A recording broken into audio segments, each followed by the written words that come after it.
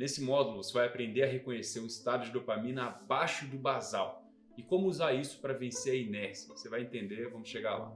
Mas primeiro, o que é a dopamina, afinal? A dopamina é uma substância, tá, que ela é transmitida de uma célula para outra. No caso aqui, a gente vai focar mais em neurônios, mas ela pode ser transmitida no sangue também, tendo uma função hormonal, tá? Mas ela é transmitida de uma célula para outra e ela manda um sinal, ela comanda alguma coisa.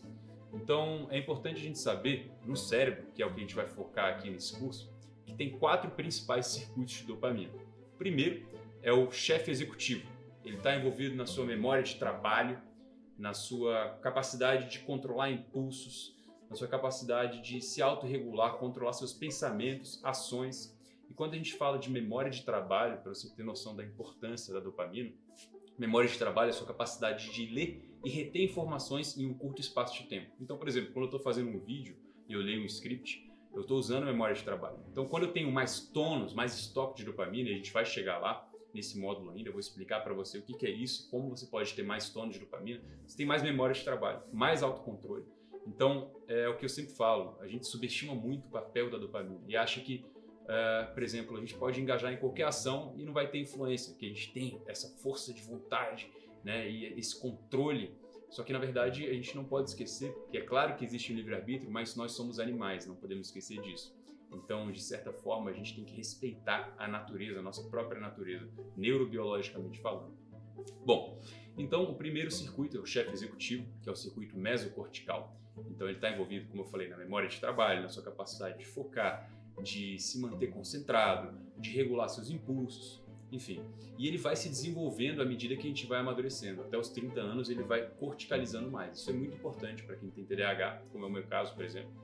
Então a gente vai amadurecendo esses circuitos de autocontrole de impulso. E o segundo circuito é o de motivação e emoção.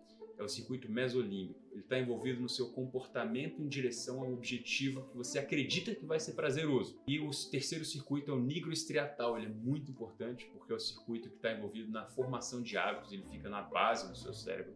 E formação de hábitos é aprendizagem de movimentos. Então ele é muito interessante aí quando a gente fala de desfazer hábitos. E o quarto circuito é o túbero infundibular. Eu não vou aprofundar muito nele, mas só para você saber, ele está envolvido na regulação hormonal, que é prolactina e dopamina. A prolactina é o hormônio da lactação, é um hormônio que se eleva em homens quando eles ejaculam, e ele é um hormônio antagonista da dopamina.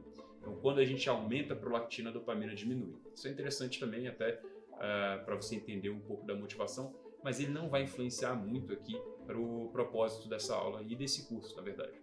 Quando eu falo desses 4 circuitos, é interessante você saber que é mais para fins ilustrativos, então não vale a pena se apegar muito a eles. Enfim, eu quero introduzir um conceito muito importante quando a gente fala de dopamina aqui, já que você sabe agora desses 4 circuitos e o que cada um faz, que a ideia da dopamina é você não ter nem a dopamina muito alta e nem a dopamina muito baixa. Então imagina seus níveis de dopamina com uma curva em U invertida. Se a dopamina for muito baixa, você vai ficar apático, desmotivado, não vai ter controle sobre seus pensamentos, vai tender a ruminar mais, se entregar mais a pensamentos de pessimismo. E se a dopamina for muito alta, você vai ficar muito eufórico. E a gente vai falar disso também. E não vai conseguir focar. Que é o caso que acontece, por exemplo, no transtorno afetivo bipolar, né, a bipolaridade. Em períodos de mania, que a pessoa fica muito eufórica. E quando eu falo, né, de qualquer doença, como bipolaridade, depressão aqui, é interessante a gente falar delas para aprender mais sobre a nossa saúde. Porque quando a gente fala de qualquer doença mental, muitas vezes falam como se fosse algo binário. Ou a pessoa tem depressão ou não tem. Mas tem toda uma área cinzenta que a gente caminha em direção a isso ou não. Então é interessante sempre a gente entender esse mecanismo só para aprender mais sobre a nossa própria saúde e poder aplicar essas ferramentas para o nosso dia a dia para melhorar a nossa performance.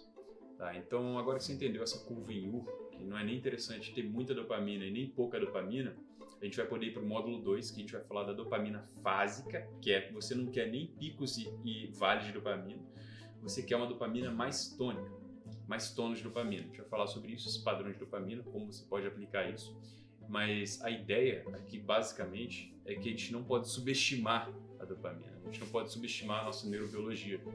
Então, a ideia é uma lógica de postergar prazer. Todas as coisas chatas que a gente faz, que você acha que às vezes a gente acha que são inúteis, elas são muito importantes para regular a nossa dopamina. Então, a gente vai falar mais sobre isso também. O que é exatamente as coisas chatas? como funciona, como reconhecer elas, como reconhecer a hora de fazer elas. Mas basicamente é isso, são 4 circuitos principais de dopamina e você não quer ela nem muito alta e nem muito baixa. Na aula 2 agora você vai entender um pouco mais por quê e como fazer isso.